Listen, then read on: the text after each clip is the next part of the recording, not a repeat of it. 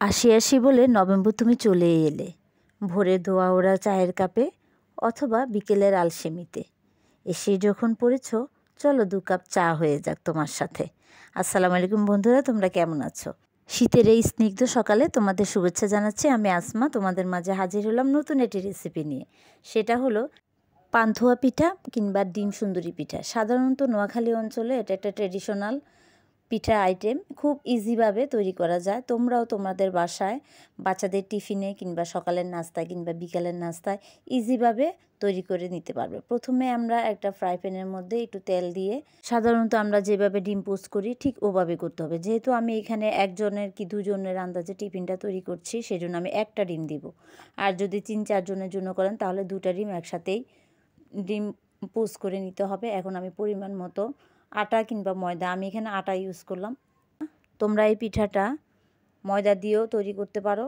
আমার হাতের কাছে আটা ছিল, সেজন্য আমি আটা দিয়ে তৈরি করলাম। এখন আমি নিলাম এখানে 1.5 কাপ পরিমাণ আটা, চিনি পরিমাণ মতো, সামান্য একটু লবণ দিলাম। আর এই ডোটা অনেক সময় কিন্তু লিকুইড দুধ দিয়েও করা হয়।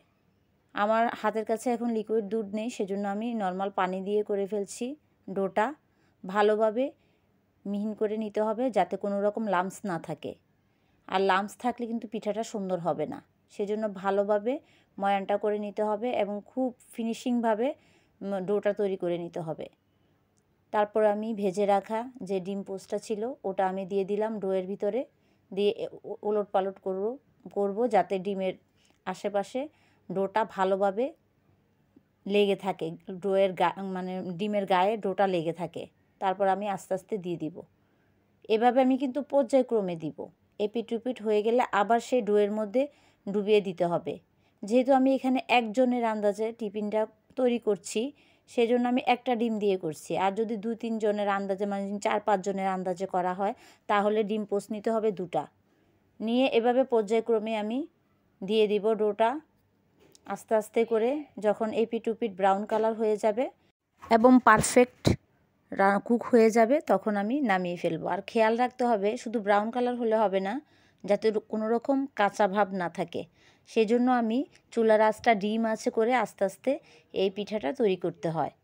কিন্তু তৈরি করতে তেমন একটা সময় লাগে না। আমার লেগেছে টোটালি 10 মিনিট, রান্না করতে 10 মিনিট আর প্রসেসিং করতে লাগছে প্রায় 5 মিনিট। টোটালি আমার 15 মিনিটের মধ্যে আমার টিফিনটা রেডি হয়ে গেল। বন্ধুরা, তোমরাও বাসায় এভাবে ট্রাই করে দেখবে এবং বাচ্চাদের টিফিনে দিয়ে দিবে। দেখবে বাচ্চাও খুশি থাকবে, বাচ্চার পেটও ভরে যাবে। ইজিভাবে বাহিরের খাবারের থেকে আমার মনে হয় বাসায় এভাবে টিফিন তৈরি করে দেওয়াই সবচেয়ে বেটার। বন্ধুরা, তোমরা খেয়াল করছো কিনা জানি না, পিঠাটা গরম ছিল সেজন্য আমার কাটতে একটু সমস্যা হচ্ছে। তোমরা কিন্তু ঠান্ডা করে কাটবে আস্তে আস্তে। আমার যেহেতু হাতে সময় নেই, বাচ্চা টিফিন দিতে হবে, স্কুলের সময় হয়ে গেল, সেজন্য খুব ঝটফটভাবে এই টিফিনটা তৈরি করে ফেললাম। বিকালের নাস্তা কিংবা সকালের নাস্তা কিংবা টিফিন বলো, যেটাই বলো না কেন, এটা কিন্তু একটা দুর্দান্ত একটা আইটেম। অসংখ্য ধন্যবাদ এতক্ষণ ধরে আমার ভিডিওটা দেখার জন্য। লাইক, শেয়ার, সাবস্ক্রাইব করে আমার পাশে থাকবেন। সুস্থ থাকুন, ভালো থাকুন। আল্লাহ হাফেজ।